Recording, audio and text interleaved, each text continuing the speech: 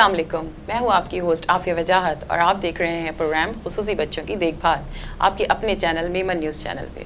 नाजरीन, ये प्रोग्राम एक पार्ट है WMO के प्रोजेक्ट एम्पावरमेंट थ्रू इंक्लूजन का, जिसमें हम आपको हर हफ्ते कुछ ऐसी मालूमात देंगे जिसमें हम खुसूसी बच्चों के बारे में आपको बताएंगे, उनकी सेहत के बारे में, उनकी तालीम के बारे में और ये सहूलियात कहाँ कहाँ मुयस्सर हैं इसके बारे में हम आगे बात करेंगे। हम अपने पिछले प्रोग्राम में बात कर रहे थे कि किस तरीके से हम अर्ली स्क्रीनिंग कर सकते हैं या पैदाइश के फ़ौरन बाद जो हमारे न्यू बॉर्न बेबीज़ होते हैं उनकी स्क्रीनिंग किस तरह से होनी चाहिए, या एबगार स्कोरिंग के हवाले से हमने बात की थी, हमारे डॉक्टर साहब जो गेस्ट थे, कि एबगार स्कोरिंग क्या होती है। इसके अलावा अगर हम देखें तो सिर्फ तालीम और सेहत जो है उसमें जो हमारे नॉर्मल बच्चे हैं उनको हम आगे लेके जाते हैं या उन पे हम फोकस ज़्यादा कर रहे होते हैं। कभी हमने खुसूसी बच्चों की तालीम या सेहत के बारे में उस तरह से सोचा या उस तरीके से काम किया? कुछ अरसे पहले तक अगर देखा जाए, कुछ सालों से पहले तक तो शायद इतना काम नहीं हो रहा था, लेकिन अवेयरनेस बहुत ज़्यादा फैल रही है, बहुत ज़्यादा इदारे आगे आए हैं, गवर्नमेंट लेवल जो है उस पे काम हो रहा है, कुछ ऐसे लॉज़ हैं जो बने हैं। अब उन लॉज़ पे कितनी इम्प्लीमेंटेशन हो रही है या गवर्नमेंट लेवल पे किस हद तक हम काम कर रहे हैं, इन तमाम चीज़ों को आज हम अपने प्रोग्राम में कवर करेंगे। और इसी टॉपिक को मद्देनज़र रखते हुए हमने आज अपने गेस्ट को मदऊ किया है अपने प्रोग्राम में, जो बहुत ही मोहतरम है हमारे लिए, इंजीनियर जमनदास राठी साहब, जो कि रीजनल डायरेक्टर हैं department of empowerment of person of disabilities के। वेलकम इंजीनियर साहब, कैसे हैं आप? ठीक हैं, थैंक यू। इंजीनियर साहब के साथ साथ हमारे पास मौजूद हैं, हमारे साथ हैं बहुत ही मोहतरम हमारे प्रोग्राम के रूह रवां प्रोफेसर अब्दुल गफ़ार बिल्लू साहब, जो कि प्रोफेसर ऑफ एमेरिटस हैं आगा खान यूनिवर्सिटी हॉस्पिटल में, और इसके अलावा सितारे इम्तियाज़ हैं। तो कैसे हैं प्रोफेसर साहब? ठीक ठाक हैं? बहुत शुक्रिया, थैंक यू। हम अपने प्रोग्राम को थोड़ा सा आगे लेके चलते हैं मज़ीद ताख़ीर किए बगैर, और जमनदास साहब से हम बात करते हैं गवर्नमेंट लेवल पे किस हद तक काम हो रहा है स्क्रीनिंग के हवाले से, क्योंकि न्यू बॉर्न स्क्रीनिंग में बहुत, अब तक प्राइवेट सेक्टर में देखा जाए या गवर्नमेंट सेक्टर में देखा जाए तो क्या ऐसी वजूहात हैं कि अभी भी वो रेशो कम नहीं हो पा रहा है, या जो डेथ की शरह है उसमें उस हद तक कमी नहीं आ रही है? तो हम बात करते हैं। एज़ फार मैं माई कंसर्न के लॉ अपनी जगह पे, मगर इम्प्लीमेंटेशन उसके तरीक़ेकार को वाज़े नहीं करा गया कि किस तरह उसको इम्प्लीमेंट किया जा सके। I think at least tertiary care hospital और सेकेंडरी केयर हॉस्पिटल में हम ये फैसिलिटीज़ किसी हद तक अवेल कर सकते हैं, और उस पर इतना कोई एक्सपेंडिचर भी नहीं है। जस्ट हमें जो है अवेयरनेस की ज़रूरत है टर्शरी केयर हॉस्पिटल की इंतज़ामिया को और सेकेंडरी केयर हॉस्पिटल की इंतज़ामिया को। जैसे हेयरिंग इम्पेयर बच्चों के बारे में हम अर्ली जो है उसको डायग्नोस कर सकते हैं कि उनकी हेयरिंग लॉस है, और जैसे ही बच्चा अगर हेयरिंग का अर्ली डायग्नोस होता है तो उसमें आसानी ये होती है कि आप कोलर प्लांट की तरफ जा सकते हैं। जितना अर्ली बच्चे को उसका कोलर प्लांट अगर प्रोफाउंड डेफ है बच्चे को मिला, सहूलत मिली, उतना ही वो बच्चा उसकी लर्निंग, उसकी स्पीच बेहतर हो सकती है। निस्बतन कि अगर 15 साल का बच्चा है, 12 साल का बच्चा है वो, और उसको कोलर प्लांट के ज़रिए गुजारा जाता है तो वो डिफ़िकल्ट होता है, उसकी स्पीच की फिर ग्रोथ जो है बहुत ही मुश्किल होती है। उम्र के इब्तिदाई हिस्से में इसकी ज़रूरत होती है। हाँ, तो ये अर्ली स्कैनिंग में फर्स्ट जो है बासानी हम एक आम सा डिवाइस है, तकरीबन मेरे ख्याल में $2000 का भी नहीं होगा, एक डिवाइस आता है जिसमें बच्चे की विदिन 24 आवर्स हम अर्ली स्कैनिंग कर सकते हैं एक डिवाइस के ज़रिए कि भाई आया, इसको डेफनेस है या नहीं है, प्रोफाउंड है या नहीं है, ये हो सकता है। इसी तरह आई स्क्रीनिंग भी इतनी जल्दी हो सकती है, और आई से रिलेटेड जो भी डिजीज़ हैं, ट्रीटेबल डिजीज़ बहुत सारे ऐसे होते हैं जिनको ट्रीट किया जा सकता है। तो ये दो कैटेगरीज जो स्पेशल एजुकेशन की हैं, या जिसको हम कहें मेजर कैटेगरीज हैं, उनको अर्ली स्कैनिंग के ज़रिए हम उसका रेट कम कर सकते हैं, उसको फैसिलिटेट कर सकते हैं। थर्ड कैटेगरी के हवाले से, या लर्निंग डिसेबिलिटी, मेंटली रिटार्ड, आपको एट लीस्ट 1 ईयर की पूरी रेंज में उस बच्चे को आपको डिफरेंट स्कैनिंग से गुजारना पड़ेगा, डिफरेंट टेस्ट से, क्या उसकी हेल्दी होने की कंफर्मेशन करती रहनी पड़ेगी, क्योंकि एक हेल्दी बच्चा है पेरेंट यकदम अवॉइड करते हैं कि आप डॉक्टर को क्यों दिखाएं। मालूमात नहीं है, शायद अवेयरनेस नहीं है। ये अवेयरनेस न होने की वजह से प्रॉब्लम हो रहा है। मगर कितने बच्चे पैदा हो रहे हैं हॉस्पिटल में, ये सबसे बड़ा इशू है। फिर भी जितने बच्चे भी हॉस्पिटल में पैदा हो रहे हैं उनकी रजिस्ट्रेशन होनी चाहिए। उनकी अर्ली स्क्रीनिंग के साथ साथ हम बहुत सी चीज़ें अवॉइड कर सकते हैं या उनको बेहतर ट्रीटमेंट प्लान दे सकते हैं। उनकी थेरेपी का प्लान भी बेहतर हो सकता है। सपोज़ फिज़िकली हैंडीकेप है, पोलियो केस है या सेरिब्रल पाल्सी का केस है, तो ये भी अर्ली स्कैनिंग से डायग्नोस हो सकता है और चीज़ें बेहतर हो सकती हैं। तो अर्ली स्कैनिंग के पीरियड को मैं ये कहूँगा कि from the born of baby to 12 month at least उसकी डिफरेंट स्कैनिंग से उसकी ग्रोथ को मॉनिटर करने का ऑप्शंस मौजूद होना चाहिए। और ये टर्शरी केयर हॉस्पिटल आराम से कर सकते हैं। गवर्नमेंट हॉस्पिटल को बहुत सारी बजट देती है, जिसका आम आदमी जितनी सहूलत उठाता है वो समझता है कि गवर्नमेंट फैसिलिटी नहीं दे रही। मैं गवर्नमेंट बहुत पैसा देती है और गवर्नमेंट के अलावा प्राइवेट सेक्टर तो कर ही नहीं सकता। बहुत सी चीज़ें हैं जो गवर्नमेंट सेक्टर ही कर सकता है, जिनको गवर्नमेंट सेक्टर हाँ प्राइवेट के साथ मिलके तो कर सकता है, मगर गवर्नमेंट सेक्टर का बहुत बड़ा रोल है। और हमारे सेकेंडरी केयर हॉस्पिटल भी बहुत अच्छे हैं। अगर हम अभी थरपारकर में मिट्टी का हॉस्पिटल देखें तो बहुत ही फैसिलिटेड एक हॉस्पिटल है जिसमें बहुत सारी सहूलतें मौजूद हैं। तो अर्ली बॉर्न बेबी को जस्ट ये कह के कि भाई हेल्दी दिखाई दे रहा है, रो रहा है, काफ़ी नहीं है। उसकी टेस्टिंग होनी चाहिए, स्क्रीनिंग पे काम होना चाहिए, आइज़ के हवाले से ज़्यादा जो है काम होना चाहिए। बिल्कुल। तो ये हो सकता है और इजी है। बाकी डॉक्टर प्रोफेसर साहब साहब बैठे हैं, आप इस बारे में क्या आपकी क्या राय है? जैसे हमने पिछली दफ़ा बात की थी, एबगार स्कोर में तो ये पता चल जाता है कि किसी बच्चे की ज़िंदगी ख़तरे में है या नहीं है, वो तो बड़ा आसान है। उसके बाद जो चीज़ें रह जाती हैं उसमें जैसे हमारे डायरेक्टर साहब ने बताया कि हियरिंग को डिटेक्ट करना बहुत ज़रूरी है, इसलिए कि जो कोक्लियर इम्प्लांट लग जाता है, जैसे $2000 के अंदर आ जाता है और अब पाकिस्तान में होने भी लगा है, बहुत सारी मुख्तलिफ जगहों पे, कराची में हो जाता है, लेकिन उसकी आइडियल एज जो है ना वो 2 years to 5 years है। उसके बाद फिर इनकी स्पीच थेरेपी जो आना है वो बड़ा मुश्किल हो जाता है, तो पहले 2 या 2.5 साल में इनकी हियरिंग वापस आ जाए जो इम्प्लांट से आ सकती है तो इनको स्पीच थेरेपी करा सकते हैं, फिर इसकी एजुकेशन भी सही हो सकती है। इसी तरह आँखों की बीनाई है, वो भी जितनी अर्ली डिटेक्ट हो जाए उतना अच्छा है, ताकि इसको स्पेशल एजुकेशन की ज़रूरत है या नहीं है वो फ़ौरन पता चल जाता है। इसके अलावा जो बहुत सारे मसाइल हैं उसमें आ जाती हैं फ़िज़िकल प्रॉब्लम्स, जिस्मानी। जैसे बच्चे को पहले साल में ये ज़रूरी है कि हर महीने देखा जाए कि बच्चा गर्दन पकड़ना 3 महीने में सीख जाता है, उसने सीखा या नहीं सीखा। उसके माइलस्टोन्स को मेजर करना, 2 महीने में स्माइल करना सीख जाता है, वो सीखा या नहीं सीखा। 6 महीने या 7 महीने में बैठ जाता है, फिर 8 महीने में क्रॉलिंग करना सीख जाता है, 1 साल में खड़ा होना सीख जाता है और 1.25 साल में बच्चा चल जाता है। अगर ये चीज़ें नहीं आई हैं तो क्यों नहीं आई हैं? क्या वो उस बच्चे में डिलेड डेवलपमेंट तो नहीं है, वो स्लो लर्नर तो नहीं है? अगर स्लो लर्नर नहीं है तो क्या उसमें सेरेब्रल पॉलिसी तो नहीं है?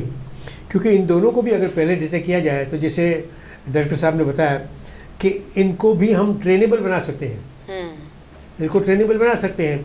ठीक है, दूसरे बच्चों का मुकाबला ना भी कर सके तो उसको स्पेशल एजुकेशन दिया जाएगा, और उसके लिए स्पेशल लॉज भी हैं, और वो स्पेशल लॉज जो हैं वो इम्प्लीमेंट होना ज़रूरी है। जैसे डॉक्टर साहब ने बताया कि लॉ तो बना हुआ है लेकिन इम्प्लीमेंट भी तो करना ज़रूरी है ना। अब हर स्कूल के ऊपर हम बताएं कि भाई आप जो स्कूल है, इतना अच्छा आपका स्कूल है, आप उसको इंक्लूसिव स्कूल बनाएं। जो स्लो लर्नर है उसको भी आप लें, जिसको सेरेब्रल पॉलिसी है उसको भी आप लें। आपके पास एक अब तो खुशकिस्मती है हमारी कि पाकिस्तान की अच्छी यूनिवर्सिटी जो है वो मास्टर्स तक पढ़ाती हैं स्पेशल एजुकेशन में, पहले तो नहीं था, अब ये है। तो यह मतलब ये कि ये जो है टीचर्स वो बड़े अच्छे टीचर्स हैं, वो स्पेशल बच्चों को एजुकेट कर सकते हैं। काम हो रहा है मतलब। हाँ, यानी हर स्कूल के अंदर अगर एक रिसोर्स टीचर हो जिसने मास्टर्स किया हुआ स्पेशल एजुकेशन में, तो ये कितना बड़ा एसेट हो जाएगा उन बच्चों के लिए जो 5 या 6 स्कूल में होते या 8 या 10 स्कूल में वो बच्चे होंगे, तो उनके लिए बड़ा एसेट है ताकि वो नॉर्मल बच्चों के साथ पढ़ सकें। देखिए पुराना ज़माना अब चेंज हो चुका है जिसमें स्पेशल स्कूल हुआ करते थे, जो बहुत बुरी बात थी। बिल्कुल।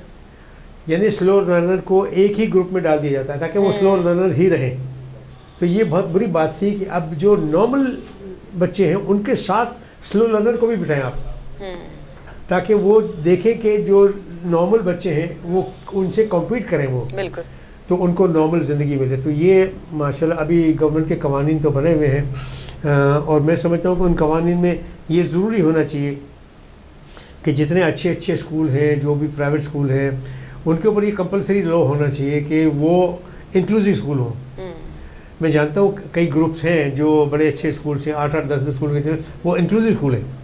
वो कहते हैं कि डाउन सिंड्रोम होगा उसको भी हम लेंगे, स्लो लर्नर को भी हम लेंगे, सेरेब्रल पॉल्सी उसको भी ले लें, क्योंकि रिसोर्स टीचर उन्होंने रखे हुए। लेकिन कुछ बड़े ग्रुप हैं वो फिर ये कहते हैं जी हम तो इस बच्चे को नहीं लेंगे। अब इसके अलावा कई बच्चे ऐसे भी हैं जो स्लो लर्नर नहीं है, इंटेलिजेंट है, लेकिन उनको साइकोलॉजिकल प्रॉब्लम्स है। मसलन देखिए एक इस वक्त मसला जो बढ़ रहा है ऑटिज्म, काफ़ी बढ़ रहा है। अब लोग कहते हैं जी ऑटिज्म हमें तो पता ही नहीं है, मगर ये वो बच्चे जो अपनी दुनिया में रहते हैं, 2-2.5 साल का बच्चा है, उसको माँ बाप से सरोकार नहीं है, अपने कजिन से सरोकार नहीं है, अपने सिबलिंग से सरोकार नहीं है, वो अपनी ज़िंदगी में। लेकिन अगर उनको ट्रेन किया जाए, उनको बिहेवियर थेरेपी दी जाए, ऑक्यूपेशनल थेरेपी दी जाए, स्पीच थेरेपी दी जाए, तो वो नॉर्मल स्ट्रीम में आ जाते हैं और नॉर्मल स्कूल में भी जा सकते हैं और इक्वली इंटेलिजेंट होते हैं, वो बहुत कामयाब ज़िंदगी गुजार सकते हैं। अगर जमंदार साहब आपसे पूछा जाए कि गवर्नमेंट लेवल पे जो काम हो रहा है, अभी आपने बताया, तो इतने हमारे पास सफिशेंट हॉस्पिटल्स हैं बच्चों की तादाद को देखते हुए कि जो हमारे पास स्क्रीनिंग्स वहाँ पे हो सकें, इतनी तादाद है हमारे पास कि हम हर बच्चे को फैसिलिटेट कर सकें, या इतनी अवेयरनेस कोई प्रोग्राम हम रन कर रहे हैं कि मालूमात दी जाए वालिदैन को? अवेयरनेस तो सबसे बड़ा इशू है ना। फिर बच्चे का हॉस्पिटल में जब तक पैदा हॉस्पिटल में बच्चा नहीं होगा तो भी उसकी स्क्रीनिंग का इशू आएगा। तो अवेयरनेस के साथ साथ हॉस्पिटल में बच्चे का पैदा होना भी बहुत ज़रूरी है। मगर जितने बच्चे हॉस्पिटल में पैदा हो रहे हैं, एटलीस्ट टर्शरी केयर और सेकेंडरी केयर में जो है, ताकि हॉस्पिटल लेवल तक जो भी बच्चे पैदा हो रहे हैं, कुछ हेल्थ यूनिट भी अच्छे हैं और पब्लिक प्राइवेट पार्टनरशिप के तहत PPHI के तहत जो सिंध गवर्नमेंट ने इदारे खोले हैं वो भी बहुत ही अच्छे वर्क कर रहे हैं। वहाँ ये अर्ली स्क्रीनिंग के हवाले से काम किया जा सकता है। हमने एक सेमिनार हैदराबाद में इसी पे कराया था कि हेयरिंग के हवाले से, अर्ली स्क्रीनिंग के हवाले से। तो वहाँ हमने हॉस्पिटल्स डॉक्टर्स को इनवाइट किया था कि भैया आप लोग आएँ, देखेंगे भैया अर्ली स्क्रीनिंग हो सकती है, हेयरिंग असेसमेंट कम से कम ये तो हो सकती है। तो हमने वहाँ वो डिवाइस भी ले आए थे, मिलिट्री हॉस्पिटल में उधर हैदराबाद में मौजूद था कैंटोनमेंट से, वहाँ से लिया, वहाँ से प्रेजेंटेशन भी हमने एक कराई कि भाई ये बहुत आसान है। और इधर आगा खान हॉस्पिटल कराची में भी वो अर्ली स्क्रीनिंग के हवाले से डिवाइस मौजूद है। आम सी एक टेस्ट है जो बच्चे की विद इन वीक में भी आप करा सकते हैं। तो उससे डिपेंड सारा करता है कि आपका बच्चा पैदा कहाँ हो रहा है, ये बहुत ज़रूरी बात है ना। तो आबादी का जितना भी हिस्सा 10% to 15% बच्चों में भी, अगर शहरों में बहुत ज़्यादा प्रॉब्लम है, मैं यूँ कहूँ कि शहरों में हमें विलेज से ज़्यादा प्रॉब्लम फील हो रही है ना एक तरह से, कि यहाँ डिसेबिलिटी के केसेस ज़्यादा आ रहे हैं। मे बी डिफरेंट रीज़न क्या भी हो सकते हैं, उनके फूड के इश्यूज़ हैं, उनके डिफरेंट पेरेंट्स की जो है निगलिजेंसी है, उनके पास टाइम नहीं है, डिफरेंट इशू, यहाँ ज़्यादा इशू आ रहे हैं। अच्छा जमंदार साहब, मैं आपको यहाँ पे थोड़ा सा होल्ड करेंगे, हमें एक ब्रेक की तरफ जाना होगा, फिर ब्रेक के बाद हम इंशाल्लाह इसी टॉपिक को कंटिन्यू करेंगे। जी नाज़रीन, हम चलते हैं एक ब्रेक की तरफ और थोड़ी देर में आपके सामने फिर हाजिर होते हैं। हमारे साथ रहिएगा।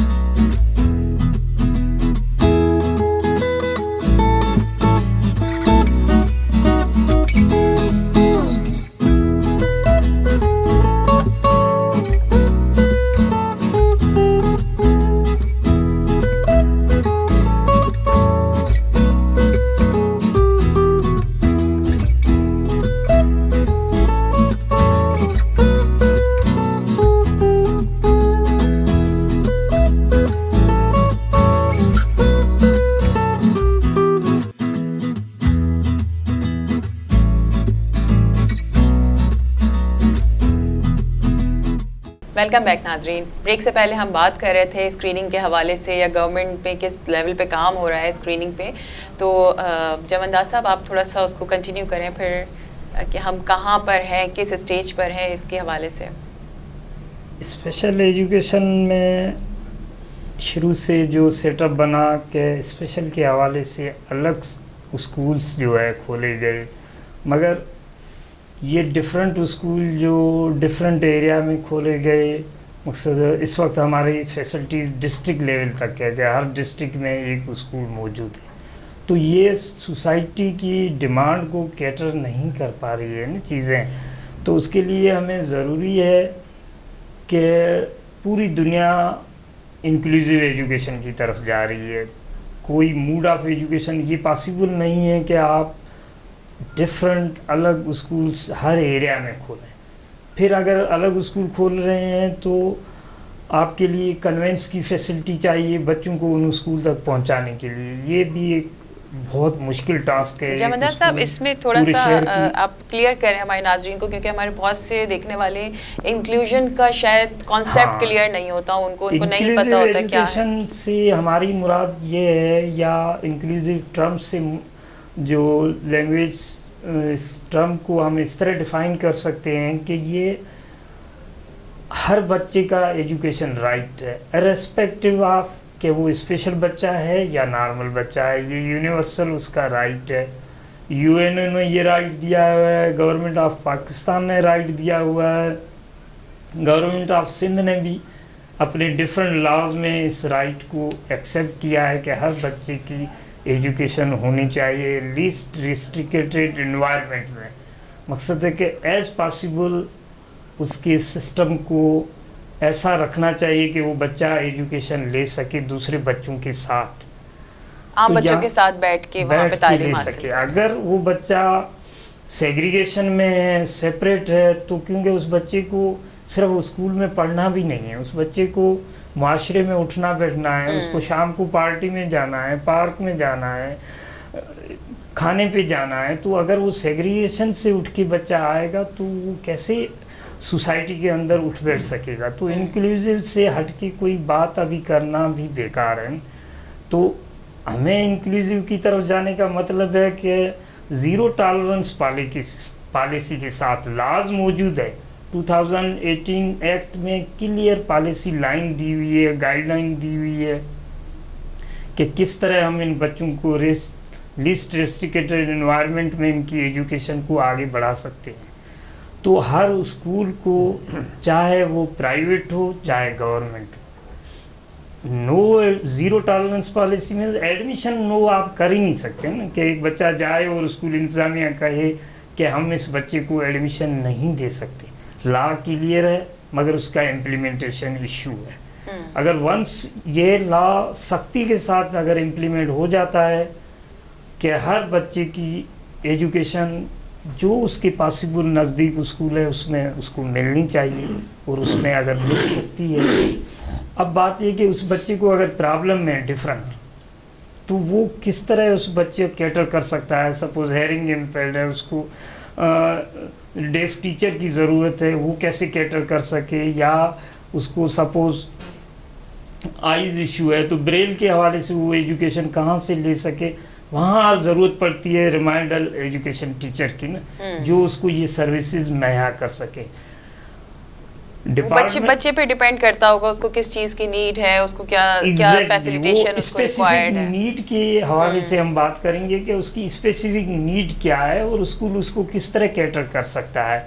तो बड़ी चेन जो स्कूलों की है उनको तो आसानी से वो इस चीज़ को सॉल्व कर सकते हैं। और बहुत सारे स्कूलों में इस वक्त भी रिमाइंडर थेरापिस्ट मौजूद हैं या रिमाइंडर स्पेशल एजुकेशन टीचर मौजूद हैं जो इस मैटर को कैटर कर रहे हैं।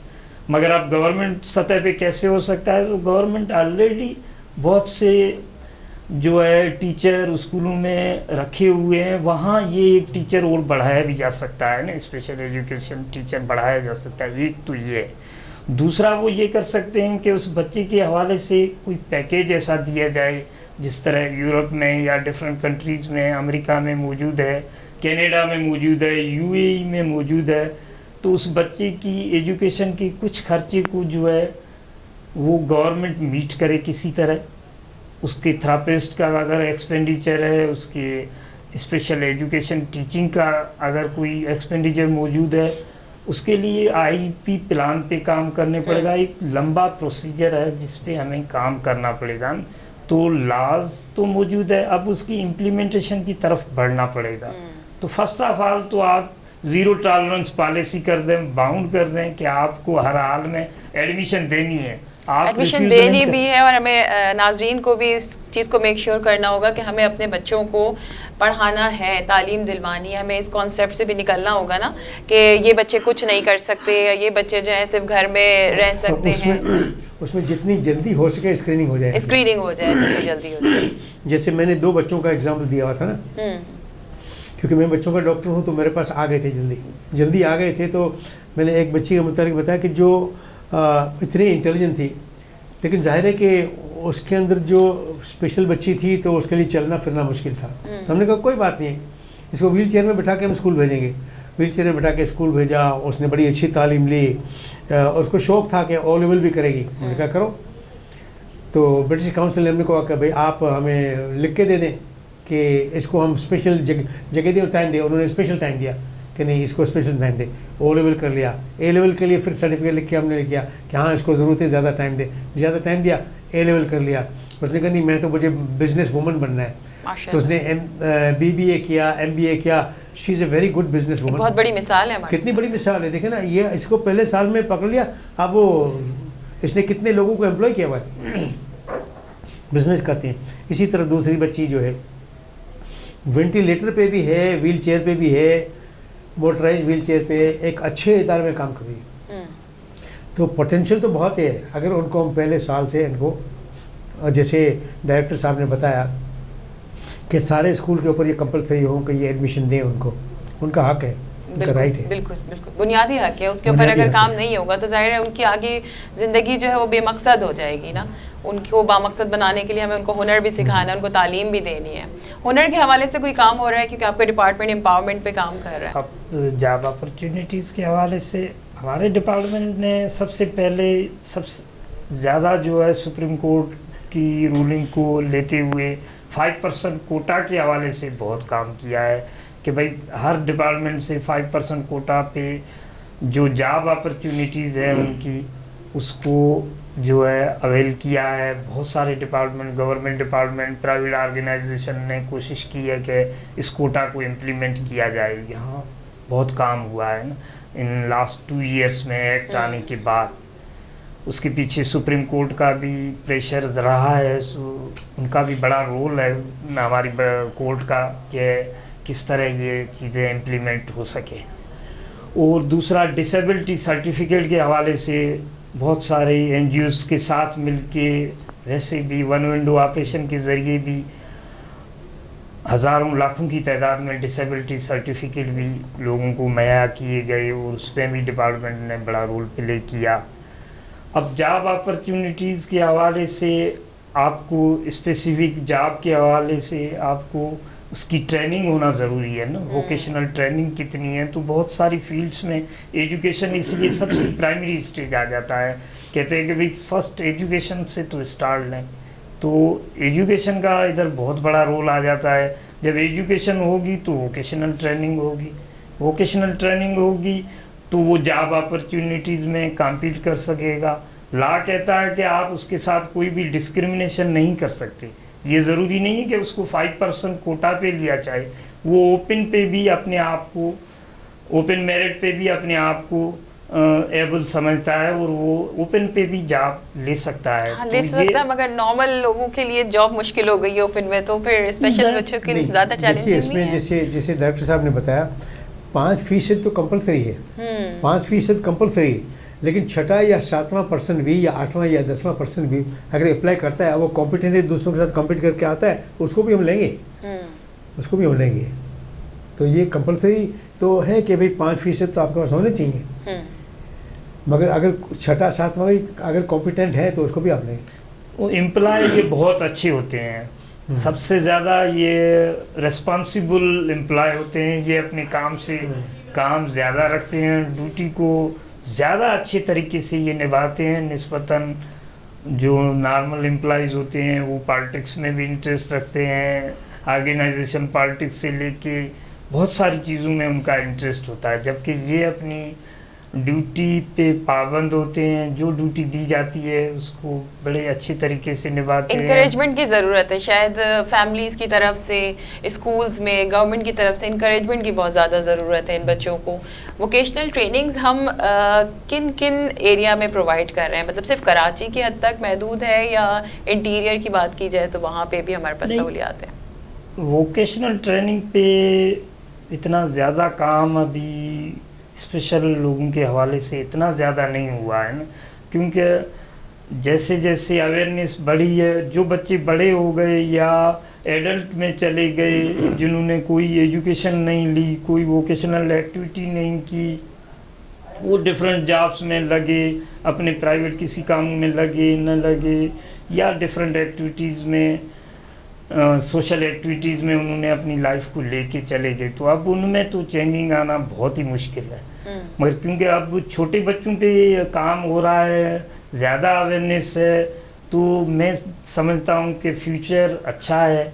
चीज़ें जैसे जैसे ये अभी नई जनरेशन जैसे आगे आएगी इस डिसेबिलिटी के हवाले से, तो हम अब उनको डिसेबल कहना भी बहुत से मुल्कों में अब टर्मिनोलॉजी को भी डिस्करेज कर रहे हैं। अब इसको पर्सन विद स्पेशल एबिलिटीज का वर्ड यूज किया जाता है। डिफरेंट मुल्कों में डिफरेंट वर्ड्स इसके लिए इस्तेमाल कर रहे हैं कि वो गिफ्टेड में भी आ रहे हैं, डिफरेंट जगहों पे एबल में आ रहे हैं, कि एबल पर्सनालिटीज़ में भी आ रहे हैं। तो हम यहाँ ये कहेंगे कि स्पेशली हिडन पोटेंशियल हर स्पेशल बच्चे में होता है ना। आप ये नहीं कह सकते कि ये स्पेशल बच्चा कुछ नहीं कर सकता, बहुत कुछ कर सकता। हर बच्चे में अल्लाह ताला ने एक हिडन पोटेंशियल दिया हुआ है, just to support and explore करके की ज़रूरत होती है। अब ऐसा नहीं है जब जो नॉर्मल बच्चे 20 क्लास में हैं कि 20 के 20 बच्चे डॉक्टर, इंजीनियर या साइंटिस्ट बन जाएं, ऐसा भी तो नहीं होता। उनमें भी डल बच्चे होते हैं। तो अब हम सारे स्पेशल बच्चों को ये कह लें कि वो डल हैं, तो ये सोसाइटी का अपना एक टैबू है। हर बच्चे में हिडन पोटेंशियल होता है, जस्ट टू एक्सप्लोर। हर बच्चे में डिफरेंट एबिलिटी होती है।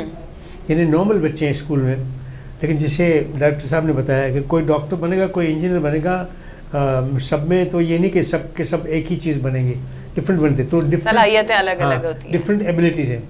तो ये जो हम स्पेशल बच्चे कहते हैं उनमें भी डिफरेंटली एबल्ड हैं, तो डिफरेंट एबिलिटीज होती हैं, उनको हम हार्नेस करें, उसी में उसको हम हेल्प करें, उसी में उसको हम वोकेशनल ट्रेनिंग दें, तो वो उसको उसमें वो निखार आएगा। बिल्कुल। नाज़रीन, हमने ख़ुद से भी फोकस करना है, अपने बच्चों में देखना है कि उनके अंदर क्या सलाहियतें हैं, क्या स्ट्रेंथ हैं, जिसके ज़रिए जो है हम उनकी जो कमी है या जो उनकी कमज़ोरी है उस पर काबू पा सकें। अगर प्रोफेसर साहब आपसे बात करें तो ये बताइए कि गवर्नमेंट जैसे काम कर रही है, तो क्या प्राइवेट NGOs के साथ मिलके, क्योंकि बहुत से ऐसे प्राइवेट इदारे हैं जो काम कर रहे हैं इसके ऊपर, तो गवर्नमेंट और मिल के नहीं कर सकते? जी हाँ, हमें ये इसमें कोई शक नहीं है कि मुख्तलिफ इदारे हैं, NGOs हैं, वो इसके ऊपर काम कर रही है। वो ख़ास तौर पे एडल्ट्स में अब अच्छा खासा काम हो रहा है। डिफरेंटली एबल्ड जो लोग हैं उन्होंने अपनी तंजीमें बनाई हुई हैं। अच्छा, वो भी NGOs के साथ मिलकर काम कर रही है। अब मैं चूँकि हैंड्स का सरबराह रहा हूँ, तो मैं आपको एग्जांपल बताता हूँ कि हैंड्स के इन लोगों के साथ मिलके काफ़ी इदारे इस वक्त कराची में चल रहे हैं, 2 इदारे, एक हैदराबाद में इदारा चल रहा है। उसमें हम कोशिश कर रहे हैं कि इनको हम मोटराइज व्हील चेयर भी दें। उनको वोकेशनल ट्रेनिंग की जो आप बात कर रही थी, वोकेशनल ट्रेनिंग के, तो वोकेशनल ट्रेनिंग भी इनको हम कि भी अब अगर ये मोटरसाइकिल सही करना चाहता है तो हमको कहते हैं कि अच्छा चलिए आपको हम मोटरसाइकिल सही करना सिखाते हैं। तो उसने अपनी वर्कशॉप खोली कि हम मोटरसाइकिल सही करेंगे। वो दूसरा बच्चा कहता है नहीं, मुझे तो इस वक्त इलेक्ट्रॉनिक्स का काम करना है। तो ठीक है, आप TV है, रेडियो है, इनको आप सही करेंगे तो हम आपको वो ट्रेनिंग दे रहे हैं। कहते नहीं, मुझे कारपेंटर का काम करना है। इसके अलावा हम इनको ये भी सिखा हाउ टू लिव इंडिपेंडेंटली, यानी घर में कैसे जाना है, बाथरूम में कैसे जाना है, फिर बाहर कैसे निकलना है, अपनी मोटराइज व्हील चेयर कैसे चलानी है, अपने जॉब पे कैसे जाना है, उसमें जॉब पे काम कैसे करना है, वो सारी चीज़ें उनको डेली रूटीन एक्टिविटीज़ को किस तरीके से मैनेज करना है। तो अच्छा, इन एनजीओ ने ये भी काम किया हुआ है ना कि गवर्नमेंट के साथ मिलकर भी काम किया है कि गवर्नमेंट को परसुएट किया कि भाई इनका आप जो 2% का कोटा है उसको 5% तक ले जाएं। पार्लियामेंटेरियन को ट्रेन किया, पार्लियामेंटेरियन को, क्योंकि कानून बनाने के लिए पार्लियामेंटेरियन चाहिए आपको, एमएलएज हैं, एमपीएस हैं, वो जब बनेंगे तब कानून बनेगा ना। तो अल्हम्दुलिल्लाह ये इसमें सारे लेवल पे काम हो रहा है। तो बच्चों से लेकर बड़ों तक का ये जो सारा है, उसमें अपनी एसोसिएशन से एनजीओज़ हैं वो सब मिलकर काम कर रहे हैं। गवर्नमेंट ने भी अपने कानून बनाए हुए हैं, इनको भी आहिस्ता आहिस्ता इम्प्लीमेंट किया जा रहा है। काम हो रहा है मगर शायद उस रफ्तार से नहीं हो पा रहा, या कोई ऐसे चैलेंजेस हैं जिसकी वजह से थोड़ा डिले आ रहा है। इनिशियल फेज पे जाहिर है कि दुनिया से हम कुछ साल पीछे हैं इस काम के हवाले से, मगर काम हो रहा है, डिफरेंट फेजेस में हो रहा है, क्योंकि एक साथ हेल्थ और एजुकेशन 2 कंडीशंस हैं जिनको टैकल कर रहा है ना आपने। हेल्थ है, एजुकेशन है। मैं समझता हूँ एजुकेशन के अंदर ही बाकी चीज़ें आ जाती हैं, उसकी डीएलएस है, आई मीन के डेली लिविंग स्किल्स है, वो तो मेरे ख्याल में नॉर्मल बच्चों को भी आने चाहिए, उनकी डीएलएस के हवाले से काम होना चाहिए। तो ये बहुत सारी चीज़ें एक साथ हो रही हैं ना। गवर्नमेंट ने अभी हमारा जो लास्ट ईयर से 2 साल से सीआर्ट के हवाले से, आर्टिज़म के हवाले से जो इदारा कराची का है, वो सीआर्ट अभी हैदराबाद का भी इफ्तिताह कर दिया गया है और वो भी फंक्शनल हो गया है। जमंदार साहब, हम इन इदारों के बारे में ब्रेक के बाद इंशाल्लाह डिटेल में बात करेंगे। हम एक छोटे से ब्रेक की तरफ चलते हैं, हाजिर होते हैं थोड़ी देर बाद, हमारे साथ रहेगा।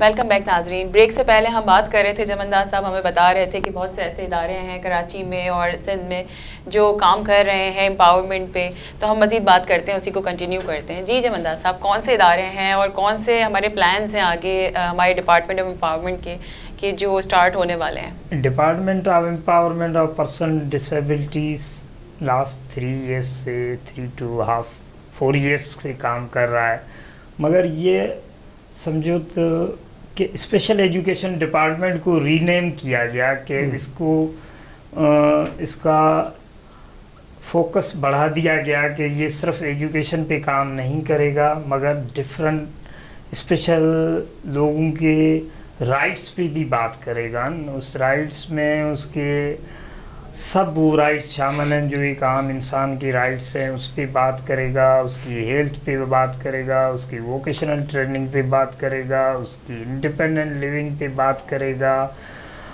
तो डिफरेंट कॉर्नर से उसको कैटर करेगा और उस सब को एक अम्ब्रेला के नीचे देने के लिए सिंध गवर्नमेंट ने ये एक नया डिपार्टमेंट, इसको department of empowerment of person with disabilities का नाम दिया गया।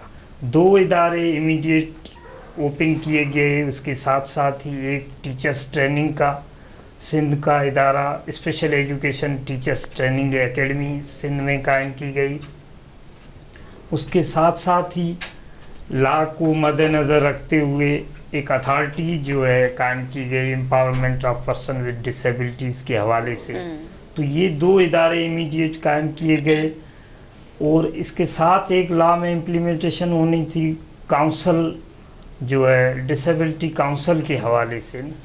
तो वो अभी प्रोसेस में हैं चीज़ें कि किस तरह उसको इम्प्लीमेंट किया जाए और वो काउंसिल अपना फंक्शन कैसे करे। तो 2 ये इदारे इस वक्त नए इस लॉज के साथ ही चलाए गए कि भाई एम्पावरमेंट हो। जो लास्ट टाइम आपने क्वेश्चन किया था कि टीचर्स की प्रॉपर ट्रेनिंग नहीं है ना, तो उस हवाले से ये teachers training actually for the special education teachers training academy जो है सिंध गवर्नमेंट ने ओपन की है। ये हैदराबाद बेस्ड एकेडमी है।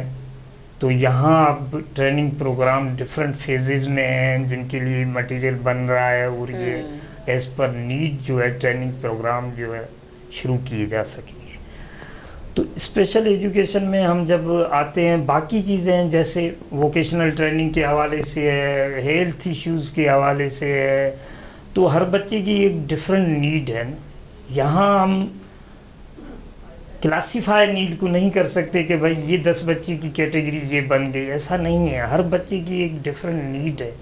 तो उसके लिए दुनिया में एक आईपी प्लान जो है इंडिविजुअलाइज एजुकेशन प्लान तरतीब दिया जाता है, और उसी के ऊपर सारा फोकस किया जाता है, और गवर्नमेंट उस आईपी को फिनांस करती है ना। जब बच्चे का आईपी क्वालिफाई हो जाता है तो वो बच्चा बहुत सारे राइट्स के लिए अपने आप को गवर्नमेंट के पास क्वालिफाई करता है। तो यहाँ गवर्नमेंट का दोबारा एक काम शुरू हो जाता है कि इस तरह के बच्चों को जो आईपी के लिए क्वालिफाई कर जाएं, जिनकी ज़रूरत है थेरापी की, वो चार्जेस की मद में, उन फैसिलिटीज़ की मद में गवर्नमेंट हायरिंग चीज़ें रखे। और इन इदारों को, प्राइवेट सेक्टर में बहुत सारे इदारे इस वक्त मौजूद हैं, उन इदारों के पास जैसे एक कंपनी का एम्प्लॉय है तो मेडिकल हॉस्पिटल, डिफरेंट हॉस्पिटल से वो फैसिलिटी लेता है और कंपनी उसकी पेमेंट करती है। इसी तरह इन बच्चों के लिए भी गवर्नमेंट को ऐसा सेटअप रखना पड़ेगा, गवर्नमेंट को ये फैसिलिटी देनी पड़ेगी तो जो वो अपनी सहूलतें ले सकें। अभी कराची में कौन से इदारे हैं जो काम कर रहे हैं? कराची में हमारे हर डिस्ट्रिक्ट में इदारा, गवर्नमेंट साइड का एक स्पेशल बच्चों का इदारा हर डिस्ट्रिक्ट में मौजूद है। कुछ डिस्ट्रिक्ट में एक से ज़्यादा भी हैं, मगर इस वक्त हमारे क्योंकि कुछ सोशल वेलफेयर के जो इदारे थे डिपार्टमेंट के, वो भी रिहेबिलिटेशन के इदारे अब department of empowerment of person with disabilities को आ गए। तो इस तरह कराची के हर डिस्ट्रिक्ट में हमारे इदारे मौजूद हैं। कुछ बहुत बड़े इदारे हैं जैसे कोरंगी डिस्ट्रिक्ट है, औरंगी डिस्ट्रिक्ट है, और गुलिस्तान जौहर, I mean central district Gulistan जौहर, यहाँ बहुत बड़े इदारे मौजूद हैं। बाकी हर डिस्ट्रिक्ट में हमारे छोटे लेवल के इदारे मौजूद हैं। अब एडमिशन क्राइटेरिया, स्पेशल का इदारा है, वहाँ बच्चा जो भी स्पेशल आ रहा है उसको एडमिशन अलो की जाती है ना। तो वहाँ एडमिशन का क्राइटेरिया कोई प्राइवेट इदारों की तरह हम नहीं रख सकते। जैसे डेफ का इदारा है तो वो सिर्फ डेफ बच्चे ले रहा है, तो प्राइवेट में तो ये पॉसिबल है, मगर गवर्नमेंट का जब स्पेशल स्कूल नाम आ जाता है तो वहाँ हर कैटेगरी के बच्चे को एडमिशन मल्टीपल उस पर डायग्नोज के साथ होते हैं गवर्नमेंट। एग्जैक्टली इसी तरह होता है। तो हर बच्चे की एडमिशन इम्पॉर्टेंट हो जाती है। प्राइवेट सेक्टर में तो फिर भी हम अभी ऑटिज्म पे काफी काम कर रही है गवर्नमेंट। जैसे सेरेब्रल पाल्सी का इदारा है तो जस्ट सेरेब्रल पाल्सी को दे रहा है, डेफ का इदारा है तो डेफ को दे रहा है, इसी तरह विजुअली इम्पेयर्ड का इदारा है तो विजुअली इम्पेयर्ड को दे रहा है एडमिशन। मगर यहाँ जो है हम किसी कैटेगराइज नहीं कर सकते। बहुत से गुलिस्तान जौहर के हमारे इदारे में ये सहूलत है कि यहाँ डिफरेंट 4 मेजर कैटेगरीज के लिए हमने अलग अलग जो है वहाँ बिल्डिंग मौजूद है, जिसमें एक ही बिल्डिंग के अंदर डिफरेंट कैटेगरीज की डिफरेंट बिल्डिंग मौजूद है। वहीं सीआर्ट का इदारा है जो लर्निंग डिसेबिलिटीज़ के है, तो नाम तो वो आर्टिज़म के हवाले से है, मगर क्योंकि ये सारी लर्निंग डिसेबिलिटीज़ को कवर करता है इदारा, जहाँ मेडिकल की पूरी फैसिलिटीज़ मौजूद है, वहाँ थेरापी की भी पूरी फैसिलिटीज़ मौजूद है, ये सब फ्री ऑफ कास्ट उधर मौजूद है। मेडिकल के हवाले से वहाँ पीडियाट्रिशियन भी बैठ रहे हैं, थेरापिस्ट भी बैठ रहे हैं, और साथ साथ each and every proper rehab का जो है वो अप्लाई हो रहा है, सिस्टम जो है मौजूद है, जहाँ से ये सारा फ्री ऑफ कॉस्ट। ये हमारे नाज़रीन को शायद इन चीज़ों का आई डोंट नो इल्म है कि नहीं है, क्योंकि शायद इदारे कम हैं और नंबर ऑफ़ चिल्ड्रन ज़्यादा हैं, तो हमें थोड़ी सी हमें भी ज़रूरत है कि हम थोड़ी सी ऐसी मालूमात करें कि किन इलाकों में काम हो रहा है, थोड़ा सा हम आगे बढ़ के सर्च करें। अगर हम प्राइवेट अफोर्ड नहीं कर सकते तो गवर्नमेंट लेवल पे कहाँ काम हो रहा है, हम इन चीज़ों को ख़ुद से सर्च करें। अच्छा, लॉ कब तक इम्प्लीमेंट होने वाला है जमनदास साहब? लॉ बहुत बड़ा कॉम्प्रिहेंसिव लॉ है, उस लॉ में डिफरेंट चीज़ें हैं, जब वो एक साथ चल रही होती हैं तो ये फील नहीं होता कि क्या इम्प्लीमेंट हो रहा है क्या नहीं हो रहा है, क्योंकि इतना बड़ा कॉम्प्रिहेंसिव लॉ है जो स्पेशल की हर नीड को कैटर कर रहा है। तो बुनियादी बात ये है कि आप प्रायोरिटी वाइज आप किसको दे रहे हैं ना। मैं इस वक्त यही समझूंगा कि एक प्रायोरिटी ये दे देंगे भाई ज़ीरो टॉलरेंस पॉलिसी के तहत आप बच्चों को हर हाल में एडमिशन दें, इससे एक अवेयरनेस बढ़ती है, पेरेंट्स को हौसला मिलता है कि मेरा बच्चा स्कूल जा रहा है। बहुत कुछ है उस बच्चे में, एक बच्चा घर में बैठा है, 3 बच्चे स्कूल जा रहे हैं, तो बच्चे की फीलिंग क्या होगी, उस बच्चे में ऑटोमेटिकली रिटार्डेशन शुरू हो जाएगी जब बच्चा वो स्कूल नहीं जा रहा है अपने बच्चों के साथ। ऐसा भी होता है, आप देखा होगा कि स्पेशल बच्चे गाड़ी नहीं जाती तो वो दिन उनके लिए बहुत बुरा गुजरता है, बेड डे में शुमार होता है जब तक बच्चा स्कूल नहीं जाता है। he या she feels happy when he is in school। ठीक है जमनदास साहब, हम अपने प्रोग्राम के एंड की तरफ क्योंकि अब हम जा रहे हैं, तो एक छोटा सा मैसेज लेना चाहेंगे प्रोफेसर साहब से कि आज के प्रोग्राम के हवाले से कि गवर्नमेंट क्या काम कर रही है या आगे क्या इनके प्लान्स हैं, आपका कोई मैसेज? मैसेज से पहले मैं ये कहूँगा कि आज हमें भी काफ़ी चीज़ें डायरेक्टर साहब से सीखने को और जानने को मिली हैं, और ये कि इतने अच्छे कवानीन बने हुए हैं। तो मैसेज मेरा यही होगा कि हम सब लोग मिलके, यानी हम सब लोग से मतलब ये है कि जो जितने भी प्राइवेट स्कूल्स हैं, गवर्नमेंट स्कूल्स हैं, NGOs हैं, वो इस कवानीन का फ़ायदा उठाएं, कवानीन का फ़ायदा उठाएं, ताकि हमारे जो बच्चे हैं तो उनको ये फैसिलिटीज़ प्रोवाइड की जाए।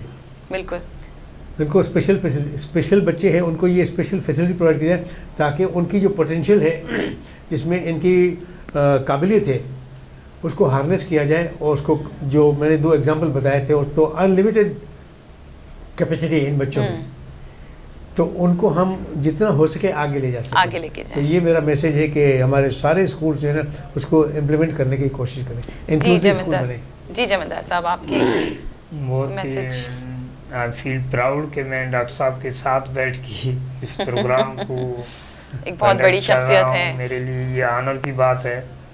और डॉक्टर साहब के हवाले से ये मैं बात कहूँगा कि बच्चों के हवाले से डॉक्टर साहब का जो वर्क है, काम है, वो बहुत ही इम्पोर्टेंट है, हमें फ़ायदा उठाना चाहिए।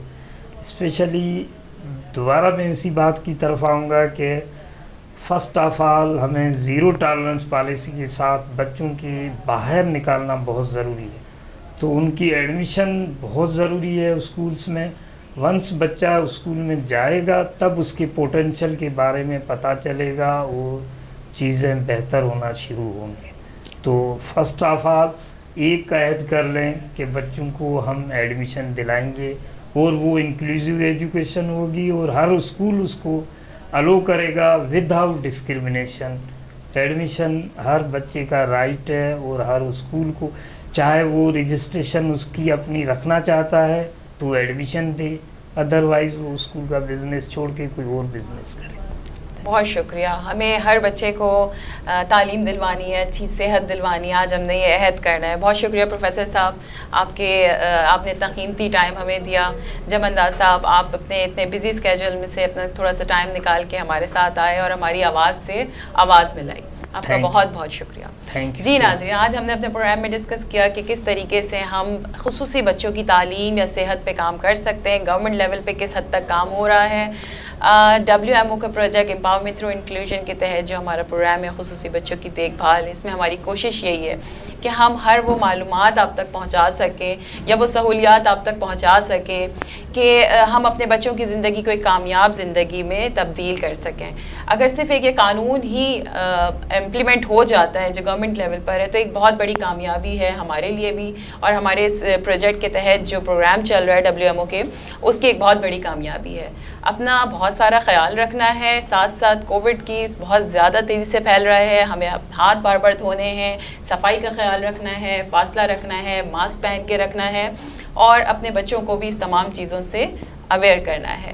तो इंशाअल्लाह हम आपके अगले प्रोग्राम में आपकी होस्ट आफिया वजाहत आपके सामने फिर हाजिर होंगी। जब तक के लिए इजाज़त दीजिए मेमन चैनल से। अल्लाह हाफ़िज़।